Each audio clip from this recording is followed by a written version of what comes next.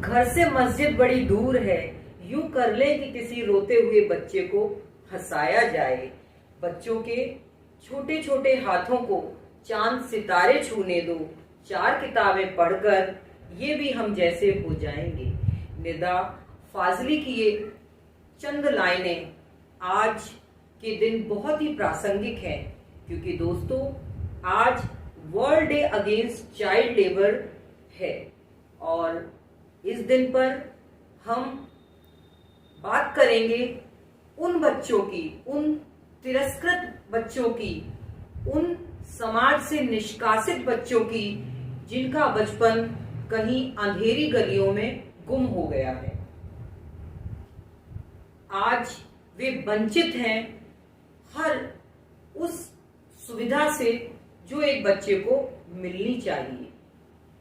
तो मैंने एक सीरीज शुरू की है, प्रयास से परिवर्तन, और आज के दिन क्योंकि world day against child labour का दिन है तो मैंने आमंत्रित किया है एक ऐसे मेहमान को जिन्होंने अपने पूरा जो जिंदगी के जो गोल्डन ईयर्स हैं वो जो बच्चे हैं, बाल श्रमिक हैं, बंधुआ मजदूर हैं, उनको मुक्त कराने में लगा दिया है। जी हाँ दोस्तों, मैं आज बात कर रही हूँ डॉक्टर ज्ञानेंद्र मिश्रा जी की, जिन्होंने 2002 में एक उड़ान सोसाइटी का गठन किया। आप यहीं पर संतुष्ट नहीं हुए, आपकी ये उड़ान सोसाइटी पूरी तरह से बच्चों के लिए डेडिकेटेड है। उसके साथ साथ आपने चाइल्ड हेल्पलाइन, जो कि गवर्नमेंट ऑफ इंडिया की एक स्कीम है, उसके भी आप निदेशक हैं इस वक्त, और आपकी ये दोनों ही संस्थाएं बच्चों का बचपन पुनः लौटाने की कोशिश कर रही हैं। तो मैं आज प्रयास से परिवर्तन की सीरीज के उद्घाटन के अवसर पर डॉक्टर ज्ञानेंद्र मिश्रा जी का स्वागत, वंदन और अभिनंदन अपने इस चैनल मोटिवेशनल मंजू मैम के माध्यम से करती हूँ, और आप सभी दर्शकों का भी बहुत बहुत शुक्रिया करती हूँ कि मेरे चैनल को आपका जो भरपूर स्नेह मिल रहा है। तो डॉक्टर मिश्रा जी, आपका बहुत बहुत स्वागत है। तो आप थोड़ा विस्तार से बताइए कि आपने ये जो उड़ान सोसाइटी बनाई, इसका ख्याल आपके मन में कैसे आया? पहले तो मोटिवेशनल मंजू मैम के सभी दर्शकों का, ये जो चैनल मैडम ने बनाया है, सभी दर्शकों का मैं हार्दिक अभिनंदन करता हूँ, वंदन करता हूँ। और आज मैडम ने मुझे जिस उपयुक्त विषय पर बात करने के लिए बुलाया है वो हमारे हृदय के बहुत करीब है, क्योंकि उड़ान सोसाइटी हम लोगों ने जिस प्रकार गठित की और आज लगभग 18 वर्ष से ऊपर हो चुके हैं उसको, तो हम लोग यहाँ यूनिसेफ में काम किया करते थे, और यूनिसेफ में हम पल्स पोलियो अभियान यूनिसेफ का चलता था, उसके लिए काम करते थे, जिसमें हम लोग शहर की बहुत सारी मलिन बस्तियों में जाते थे, दूर दराज के गाँव में जाते थे, और बच्चों को, ऐसे परिवार जो कि बच्चों को पोलियो की दवा नहीं पिला रहे, उनको समझाते थे, उनको मोटिवेट करते थे कि वो बच्चों को अपने सेहत के लिए इस पोलियो की दवा को पिलाएं। तो उसी क्रम में जब हम जाते थे तो देखते थे कि ऐसी और बहुत सारी समस्याएं हैं स्वास्थ्य की सेवा के अलावा, जो कि वाकई में जिन पर काम किया जाना आवश्यक है, और अगर वो नहीं किया गया तो हमारा ये शहर अलीगढ़ खास तौर से बहुत पीछे छूट जाएगा। विकास की इस दौड़ में पीछे ना छूटे अलीगढ़, तो इसीलिए हम लोगों ने उड़ान सोसाइटी का गठन किया, और उसके बाद से ही ये संस्था लगातार जो ऐसे मुद्दे हैं, समसामयिक मुद्दे हैं, जिनको की छुए जाने की आवश्यकता है, जिन पर काम किए जाने की आवश्यकता है, जहां बदलाव की एक पहल उड़ान सोसाइटी ला सकती है, उसका काम हम लोग कर रहे हैं। तो इसी क्रम में 2011 में हम लोगों ने चाइल्ड लाइन की शुरुआत की, और चाइल्ड लाइन भारत सरकार के ministry of women and child development का एक प्रोजेक्ट है, जिसके तहत पिछले लगभग 11 वर्षों में हम लोगों ने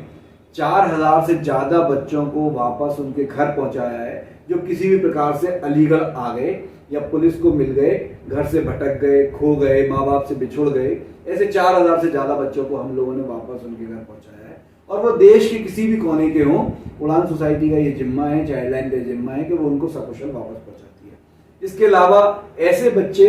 जो हमारा चाइल्ड लाइन का नंबर है 1098, उस पर आते हैं,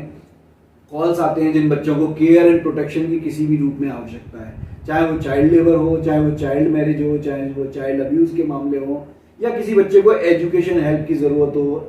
हेल्थ में किसी हेल्प की जरूरत हो, तो ऐसे सभी बच्चों को चाइल्ड लाइन और उड़ान सोसाइटी मिलकर कैटर करती है। जैसा कि आपने बताया कि कोई बच्चे के साथ कोई हेल्थ इश्यू है या फिर उसे एजुकेशन दिलवानी है, तो इस तरह के बच्चों को जब आप रेस्क्यू करा लेते हैं तो उनका कैसे एडमिशन कराते हैं या कैसे उन्हें अस्पतालों में उनको इलाज के लिए भेजते हैं? देखिए, एक तो बहुत सारे तरीके हैं इसके हमारे पास में, और जो चाइल्ड लाइन के पास क्या होता है, कॉल्स आती हैं। एक तरीका चाइल्ड लाइन के पास ये है कि वहां पे कॉल आएगी और कोई व्यक्ति वो मदद चाहेगा अपने बच्चे के बारे में जो 0 से 18 वर्ष का है,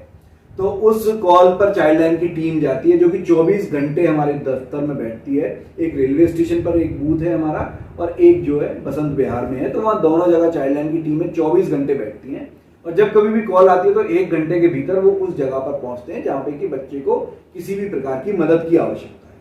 उसी क्रम में जब वो देखते हैं कि किसी बच्चे को जिस प्रकार की आवश्यकता है, तो वो उस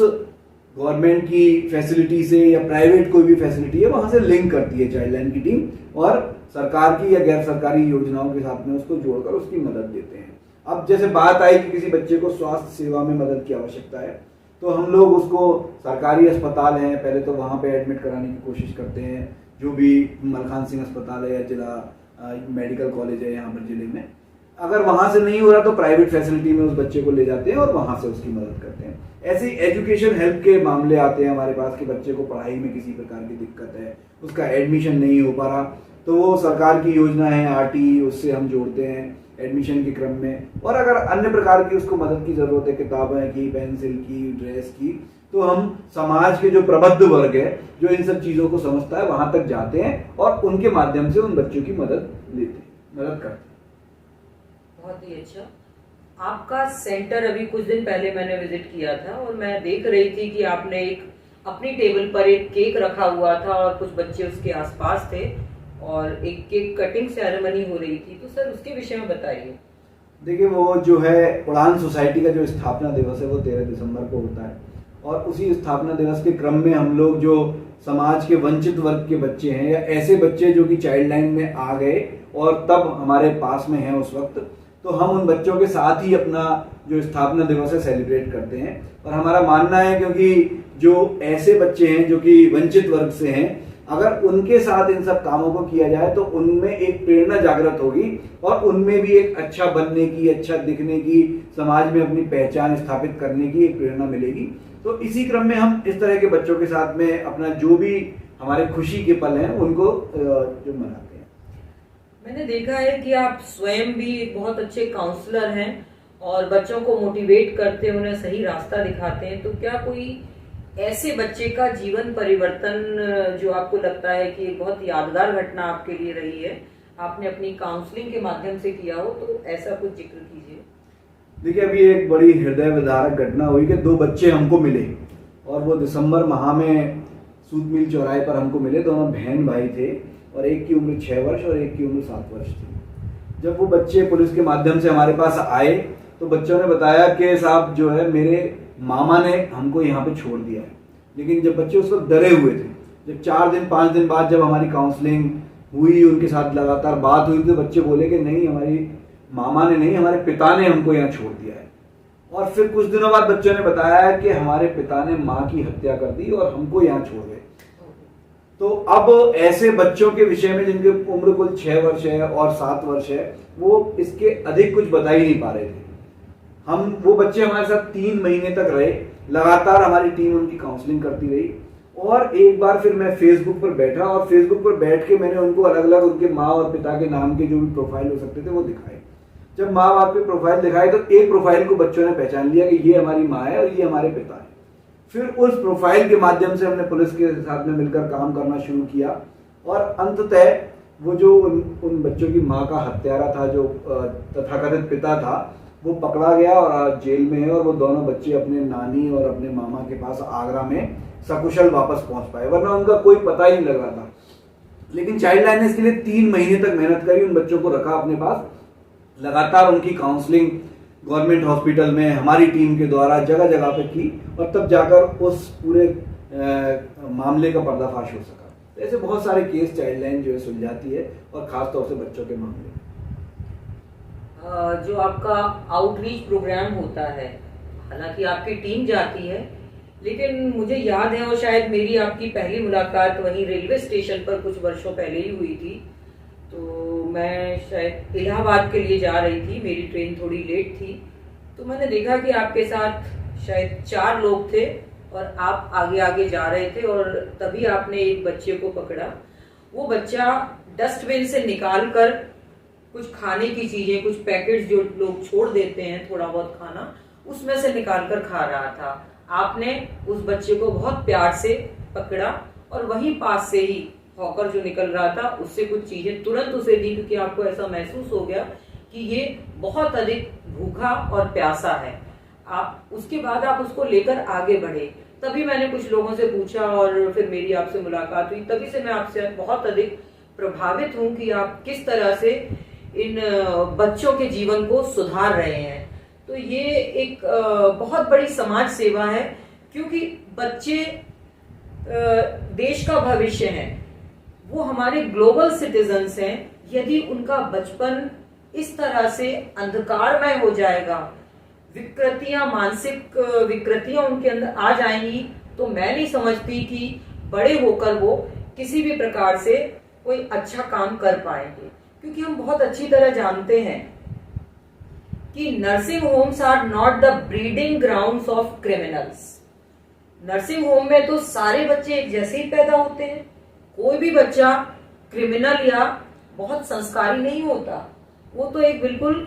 साफ स्लेट की तरह से होते हैं। उनका जो माहौल है, उनका जो एटमॉस्फेयर है, उनकी जो परवरिश है, उनका जो समाज है, वो उन्हें या तो क्रिमिनल बनाता है या फिर किसी अच्छी दिशा की ओर ले जाता है। तो सचमुच आप एक बहुत ही उम्दा कार्य कर रहे हैं, क्योंकि आप जड़ों को सींच रहे हैं, आप नींव को पुख्ता कर रहे हैं। बड़े होकर तो संभलना बहुत आसान होता है, लेकिन बचपन जो अनगढ़ और जो कच्ची मिट्टी के समान होता है, उसमें यदि चोट लग जाए, उसका जो शेप है वो विकृत हो जाए, तो उसको पकने के बाद संभाल पाना बहुत मुश्किल है। तो इस कच्चे घड़े को जिस प्रकार से आप अपनी सूझबूझ, अपनी समझ और अपनी मेहनत और लगन से जो आपका जो प्रयास है, वो बहुत ही सराहनीय है। आज मैं अपने इस चैनल के माध्यम से आपको बहुत बहुत साधुवाद देती हूँ, आपको नमन करती हूँ, और आपके उज्जवल